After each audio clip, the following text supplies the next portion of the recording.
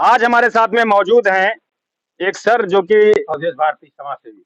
अवधेश भारती समाज सेवी अवधेश भारती समाज सेवी हैं ये। और समाज सेवी का सबसे पहले मतलब क्या होता है, हम यहीं से शुरुआत करते हैं इंटरव्यू की। नमस्कार सर, स्वागत है आपका हमारे न्यूज चैनल पर। जी, मोस्ट वेलकम। तो समाज सेवी आप लिखते हैं, तो समाज सेवी का मतलब क्या होता है? देखिए, समाज में लोगों को जाना, शिक्षा के लिए प्रेरित करना, जो सरकार योजनाएं चला है उनको लोगों को बताना है और लोगों को इसके बारे में कैसे इसका लाभ मिलेगा, कैसे ये लोग जन जन लोगों तक पहुंचेगी, ये सब समस्याएं हैं। और अच्छा, इसी के साथ में एक छोटा सा क्वेश्चन रख लेते हैं। सबसे पहले ये भी जान लेते हैं कि आप किस बिरादरी से आते हैं, क्योंकि अगला हमारा टॉपिक इसी के ऊपर आने वाला है। जी, हम एससी बिरादरी से। एससी यानी हरिजन बिरादरी से। हाँ, एससी बिरादरी से। हाँ जी। तो आप देख रहे होंगे आज की मानसिकता में लोग, आपके बिरादरी के लोग, जो लोग भीम आर्मी का अपना मेंबर मानते हैं, वो लोग राम, सीता, लक्ष्मण यानी देवी देवताओं को नहीं मानते हैं, उनका अनादर कर रहे हैं, उसको अंधविश्वास बता रहे हैं। आप इस बात से कहां तक सहमत हैं? देखिए, हमारा जो देश आज़ाद है और हर आदमी अपनी बात कहने का अधिकार है। और देवी देवता जो हमारे पूर्वजों ने जो इसको ये संस्कृत है, इसमें जो लोग कहते हैं ये तो सब थोड़ा निंदनीय बात है, इस चीज़ को हम नहीं मानते हैं। हमारे देश में सभी नागरिक, सबको रहने का अधिकार है और सभी बोलने का अधिकार है। और किसी धर्म पर गलत-सलत टिप्पणी करना ये मानवता के लिए विपरीत है। जैसा कि आपने पहले एक बात कह दी, अभी आप देख रहे होंगे हमारे पड़ोसी देश पाकिस्तान में अभी प्रधानमंत्री बदला है। जी। जब से प्रधानमंत्री बदला है तब से हमारे भारत देश का माहौल भी बदला है। जी, हाँ, बदला है। आप देख रहे होंगे तमाम जगह पे मस्जिदें तोड़ी जा रही, कहीं कहीं पे मंदिर भी तोड़े जा रहे हैं। ये एक चिंता का विषय है, इसके ऊपर क्या कहना है? देखिए, जैसे मंदिर मस्जिद है और जैसे मंदिर मस्जिद पहले, मतलब जो मस्जिद मंदिर अंकित हैं, जो ये है सरकार की संज्ञान में है, और जो सरकार की संज्ञान में नहीं है तो सरकार इसीलिए तो उनको हटाती है, इसके व्यवस्था के लिए। और इसमें हमको कोई ऐसा लगता नहीं। मेरा कहने का मतलब ये है क्योंकि ये दोनों जो है आस्था के प्रतीक हैं, लोगों की आस्थाएं जुड़ी हुई हैं। आज अभी और बात करते हैं आस्थाओं के साथ में, क्योंकि हिंदुस्तान जो है आस्थाओं का देश है। अभी बात करते हैं। यहाँ पे कई धर्म, बिरादरी या मजहब को मानने वाले लोग हैं। हर किसी की आस्था अपनी अपनी अलग अलग है, लेकिन साथ में हम लोग अगर कानूनी स्तर से देखा जाए तो कानून हमें कहीं से इजाजत नहीं देता कि हम किसी के धर्म के गिराना, किसी का हम अपमान करें। नहीं, देखिए, ऐसा कोई भारत में ऐसी कोई कानून नहीं है किसी की धर्म में ठेस पहुंचाना और या मस्जिद मंदिर गिराना, ये थोड़ी निंदनीय बात है। अच्छा, क्या आप समाचार देखते होंगे, सोशल मीडिया प्लेटफॉर्म अगर आपके पास वो देखते हो? अभी एक बागेश्वर धाम के एक पंडित जी हैं, धीरेन्द्र कृष्ण शास्त्री, उन्होंने एक विवादित बयान दिया है। उन्होंने कहा है कि एक बुलडोजर हम भी मंगवाएंगे और राम और हमारे सनातनी धर्म के ऊपर कटाक्ष करने वालों के ऊपर, जो लोग ईंट पत्थर चलाते हैं, उनके ऊपर हम बुलडोजर चलवाएंगे। तो तमाम प्रकार की जो मीडिया है, मीडिया चैनल्स हैं, उनको तमाम प्रकार से तोड़ मरोड़ के दिखा रही हैं। तो आजकल की जो मीडिया है, इसके ऊपर आपके क्या विचार हैं?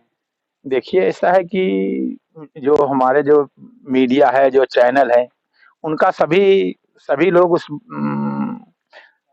कुछ लोग तो सही बात कहते हैं, कुछ लोग तोड़-मरोड़ को कहते हैं, लेकिन जो बात हकीकत है उसको ओपन करना चाहिए। ये हमारी देश की मीडिया का काम है। एग्जाम्पल है, जैसा कि ज्यादातर जो है दलित वर्णों को जो है ब्राह्मणों के खिलाफ भड़काने का काम किया जाता है। एक श्लोक है, शूद्र गंवार ढोल पसुनारी सकल ताड़ना की अधिकारी। मुझे लगता है कि ये दोहा ज्यादातर दलित वर्ग के लोगों को सुनाया जाता है। इनको मनु विरोधी बनाया जाता है, शास्त्र विरोधी बताया जाता है।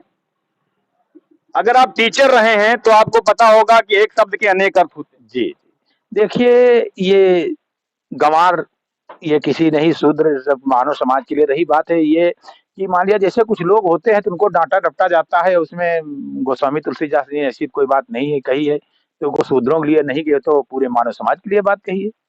ये तो जो इस तरीके से कहते हैं, ये तो भाई मेरे समझ से तो गलत है। हम स्पष्ट कर देना चाहते हैं, मैं सुमित तिवारी, दूसरी बात हम आपको बता देते हैं उन लोगों को अपने मैसेज के माध्यम से गुरुजी, जो लोग अपने आप को हिंदू तो बोलते हैं लेकिन हिंदू होने का मतलब नहीं पता है। एक असली हिंदू कौन सा है?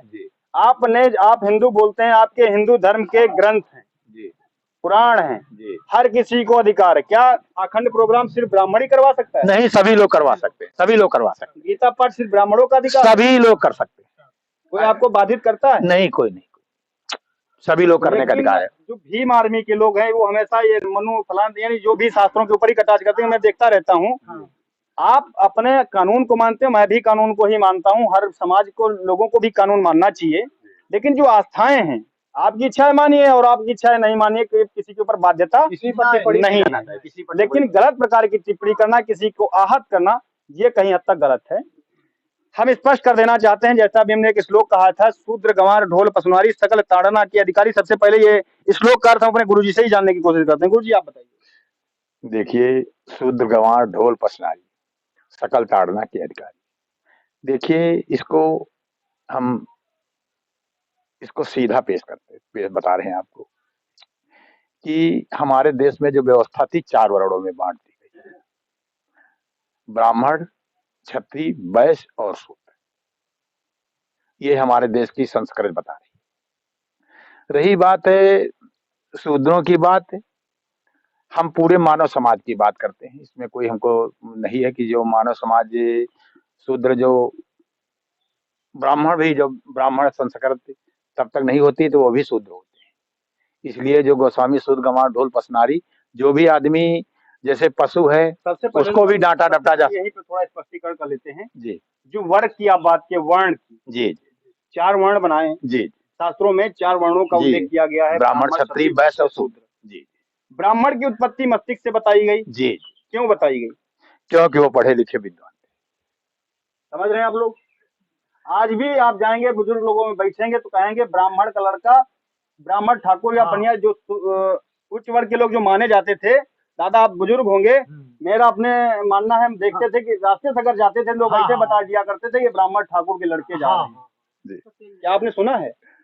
भाई सुना था अपने, उनमें क्वालिटी है, उनमें क्वालिटी क्योंकि उनका तेज, उनकी साफ सफाई दूर से झलकती, उनकी क्वालिटी होती है ना, उनकी क्वालिटी है भाई। क्वालिटी थी साफ सफाई, साफ सफाई बस, साफ सफाई और बातचीत करने का तरीका अच्छा हुआ करता था। पढ़ाई इस वजह से लोग वो पहचान लिए जाते। ये ब्राह्मण है, क्षत्रिय है, वैश्य है, शूद्र है। फिर उसके बाद में आता है क्षत्रिय। क्षत्रिय लोगों का काम था, उस समय रजवाड़े जो हुआ करते क्षत्रिय लोगों के पास हुआ करते थे। क्षत्रिय लोगों के अंदर एक अकड़ हुआ करती थी, कुर्र जिसे बोलते हैं ना, कुर्र, ठाकुर बोलते हैं ना, तो सिंह लोगों को ठाकुर बोलते, क्षत्रिय माने ठाकुर। जो लोग लड़ाई धंधा वाले काम करते थे, उनके तेज हुआ करता था, तो उनके खान पीन भी अलग टाइप की हुआ करता। बिल्कुल, है ना, बिल्कुल बिल्कुल। तो ऐसे लोगों को क्षत्रिय वर्ण में रखा गया, जो लोग नेता नगरी करते थे, समाज को कंट्रोल करने का काम करते थे। दिमाग ब्राह्मण का, पावर क्षत्रिय का, जी। अब हम पूरा स्पष्टीकरण करेंगे इसी साथ में गुरु जी के माध्यम से। फिर आता है क्या? वैश्य। हाँ जी। वैश्य किसे कहते हैं? वैश्य जो व्यापार करते हैं, जो खाना पीना, जो उनकी सबकी व्यवस्था है उनके हाथ में रहती है, उसको जो व्यापार करते हैं, जो खरीदना बेचना। जी जी। वैश्य माने होता है बनिया, जो बनिया काम करता है, बनिया का काम करे। और बनिया की कैटेगरी यही नहीं कि वो व्यापार खाली दुकान में रख के करे, वो खेती से व्यवसाय कर रहे हैं। हम लोग खेती कर रहे हैं, हम लोग क्या कर रहे हैं? व्यवसाय कर रहे हैं।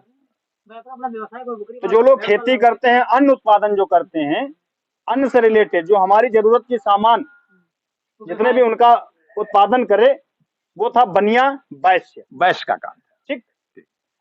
तो वो वैश्य क्या था? समाज को स्वचालित अवस्था में बनाए रखने के लिए इन लोगों की महत्वपूर्ण भूमिकाएं थी।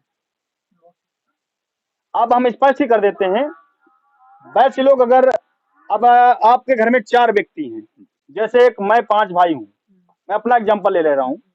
मेरे पिताजी पांडित्य कार्यक्रम करते हैं, मैं मीडियागिरी कर रहा हूं, साथ में जनसेवा केंद्र खोल रखा हूं। हमसे बड़े वाले हैं वो खेती करते हैं, जानवर पाल रखे हैं। जो उनसे बड़े वाले हैं वो ड्राइवरी करते हैं।